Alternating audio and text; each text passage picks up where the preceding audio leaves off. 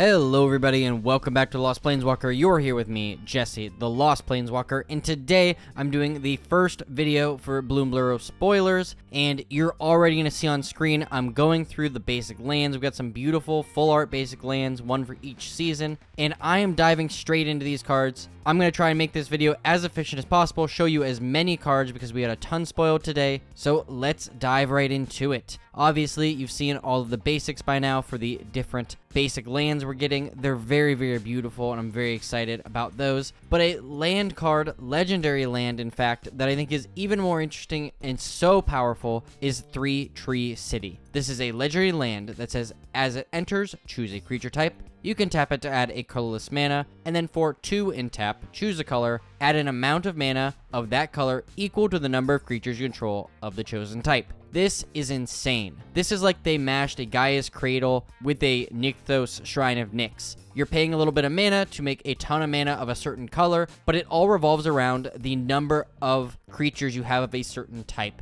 This is insane. It's going to be very, very strong. I can't imagine how much mana you're going to be able to generate off of this. You know, I can see this being good in pretty much any format. Obviously, your more longer formats like Commander, you're going to be going crazy, making so many tokens, and then just using those tokens to make an insane amount of mana. But in Standard, you know, you're playing some sort of Kindred deck where you're focused around a certain creature type or making a bunch of like little spirits or whatever, especially in this new set. This is great. I'm not going to go into depth about as many cards, but this one was certainly one. If you were to see one card today, this is the card to see. We're going to dive right into legendary creatures, and we're going to see Elena here, Divergent Storm. This is 5 mana, and basically, you can copy a spell if it's the first instant sorcery or otter you cast this turn other than this creature, and your opponent can draw a card. So copy any spell you're casting. The only downside, your opponent draws a card, but that seems pretty awesome to me. Next is Beza, the Bounding Spring, and this one is very cool. It works very similar to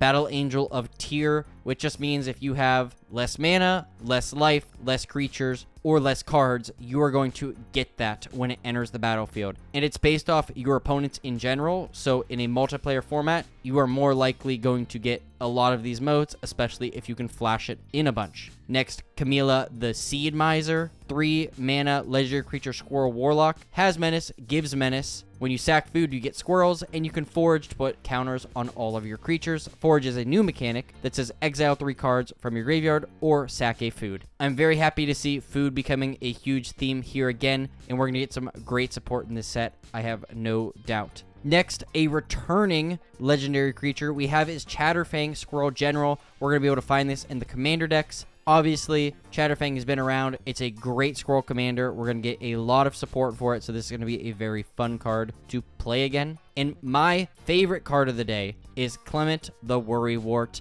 Yes, like I mentioned before, frogs are my favorite creature types. I'm so excited that we're getting more. 3 mana, legendary creature Frog Druid. It has Vigilance. When it or another creature enters, you return a creature with lesser mana value to your hand, and frogs can tap to add a blue or a green. This mana can only cast creature spells, notably here, but basically you're going to chain casting creatures, bouncing creatures back to your hand, casting them again to give you value. Maybe play something like Guardian Project, and make sure you have an Ornithopter on the board, so you always draw an additional card by bouncing that Ornithopter back to your hand, then playing it again, drawing you even more. Very cool card. There's going to be a lot of fun strategies, and this is going to be the first Commander deck I show off next week, so keep an eye out for that. Next, some art I've seen before, but we finally got a card for it, is Phineas Ace Archer. It's a legendary creature, Rabbit Archer, Vigilance, Reach. When it attacks, put a +1/+1 counter on each other creature that's a token or rabbit, and then you can draw a card if the power is greater than 10. Seems pretty great and honestly pretty easy. Next, a Commander exclusive card, which is kind of unique. I'm trying to figure out where it goes. Flubs the Fool. It's a teamer. You can play an additional land, and whenever you play a land or cast a spell, if you have no cards in hand, draw a card. Otherwise, discard a card. I can see a lot of synergy here with Impulsive Card Draw, meaning you cast a spell that puts stuff into exile that you can cast until your next turn, and then your hand is empty for you to draw more cards into.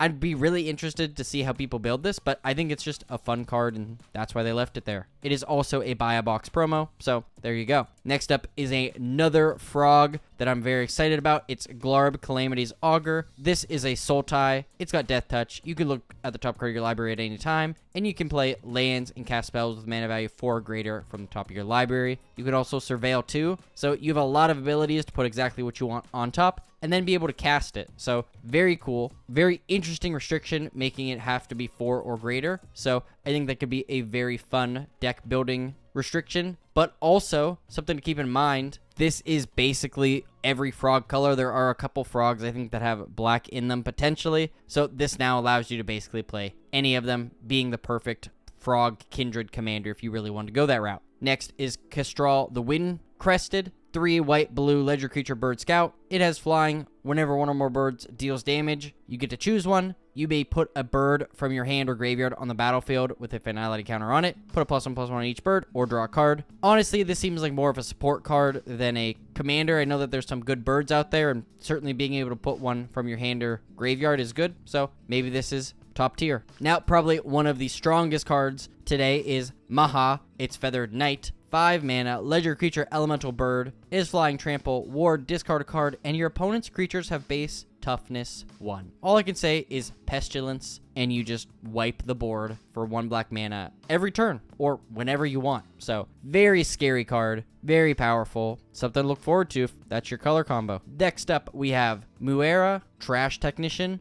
3 mana, ledger creature, raccoon warrior, that adds a red or a green for each raccoon you control. You can expend, which is another new ability, meaning if you've spent a certain amount of mana in total. So expend 4 means you've spent 4 or more mana this turn. You gain 3 life. Then if you expend 8, exile the top 2 cards of your library till your next turn. You may play those.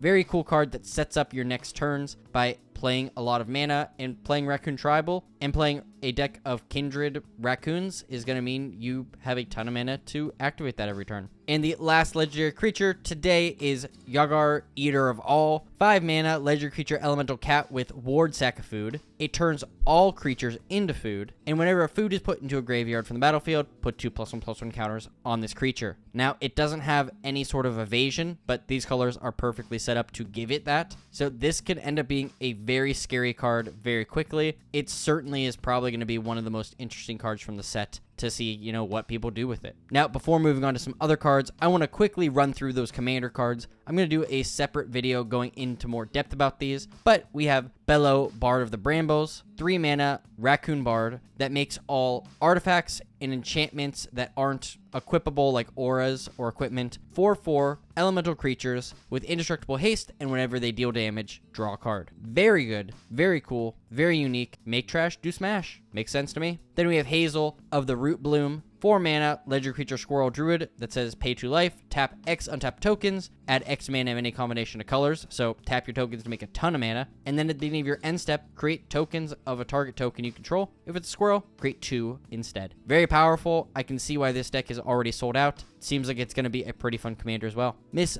Bumbleflower. This is your Bant commander, 4 mana, ledger creature, rabbit citizen with vigilance. Whenever you cast a spell, target player draws a card, put a +1/+1 counter on target creature. It gains flying until end of turn. If this is the second time this ability is resolved this turn, you draw 2 cards. This is definitely a very unique group hug commander. There's definitely some ways you can abuse giving your opponents cards very easily, so I love Miss Bumbleflower. And lastly, Xena, Valley's Voice. This is a Jeskai, ledger creature, bird, bard with flying. This gets +X+0, where X is the number of other creatures you control with base power 1. And this gives creatures you cast Offspring 2, which is another new mechanic. Basically, whenever you pay the additional 2 for an Offspring, you get to create a copy of whatever you're casting as a 1/1. Now, that is just broken. It's so good. You cast an Esper Sentinel for 3 mana, you get 2 of them. So now you have to pay 2 every turn, or they're going to draw 2 cards. This is one of the cards I thought was going to be more straightforward than it was. I didn't realize that now you're making copies of all of your creatures, and it's going to get insane. This is a very, very cool card and deck. So I'm very excited for all of these decks to see what else we got and how they decide to build these. Before I move into some planeswalkers we're getting in this set, I would just like to say, please consider subscribing to my channel. It would mean the world to me. I'm going to be doing videos all week in the next couple weeks all about Bloomburrow. So if you want to see commander deck upgrade guides, commander decks based on the cards we've gotten, and all sorts of fun stuff, please stay tuned for that. Now, we are receiving a bunch of Planeswalkers in this set. Now, I don't believe any of them are new, or at least not yet, but they're going to be printed in Commander decks, and I think even in the main set. So, starting out, we got Jace the Mind Sculptor. What an amazing reprint here. This card has not been as much in the meta lately, but I'll still brainstorm for free every turn, so I love it. Then we have Liliana of the Dark Realms. Again, another very fun Planeswalker in a squirrel art here. I think this is super cute. Liliana is one of my favorite Planeswalkers, so I love this. Then we have Nissa Who Shakes the World, a crazy powerful Planeswalker come into the Commander decks, and she's a frog. This makes me so happy, especially this anime art here. She is so adorable as a little frog. I love this. Then I think the only card coming to the main set, we have Ral Crackling Wit. We have lots of different arts here. Very fun, very cute. So, you know, whatever one tickles your fancy. And then lastly, we have Tamiel Field Researcher as a little bunny. Very, very cute. I love this card. So lastly, but not least, we have a ton of other new cards I think are super cool. And we're just going to quickly run through them as fast as I can. Starting out with Artist Talent. Bravekin Duo, Cash Grab, Cindering Cutthroat, Corpseberry Cultivator, Dream Dew Entrancer, Fell, Fireglass Mentor, Flowerfoot Swordmaster, Head of the Homestead, Hop to It, Hunter's Talent, Junkblade Bruiser, Kitnap, Lily Splash Mentor, Mind Drill Assailant, Moon Rise Cleric, Osteomancer Adept, Parting Gust, Plume Creed Mentor, Pond Prophet, Repel Calamity, Run Away Together, Ruthless Negotiation, Season of Loss, Season of the Bold, Season of Weaving, Seedglaive Mentor, Seedpod Squire, Shoreline Looter, Shriek Force, Starseer Mentor, Stormcatcher Mentor, Tempest Angler, Tender Wild Guide, Thorn Vault Forager, Thundertrap Trainer, Tide Caller Mentor, Valley Quest Caller, Valley Rock Caller, Veteran Guardmouse, Wondertail Mentor, Warren Warleader, and Wear Down. Thank you so much for watching. This has been a super fun day. We've gotten so many cool cards. I hope you enjoyed the way I did this video, and if you would please leave a comment down below letting me know so, it would mean the world to me. In addition, if you would leave a like, share this video with a friend, and subscribe, that would mean the world to me, so thank you, thank you, thank you. Now today's Scryfall card of the day is Bane Blade Scoundrel. I was a mere cut purse until I learned the going rate for fresh corpses. Thank you so much for watching, and as always, I'll see you later, Planeswalkers.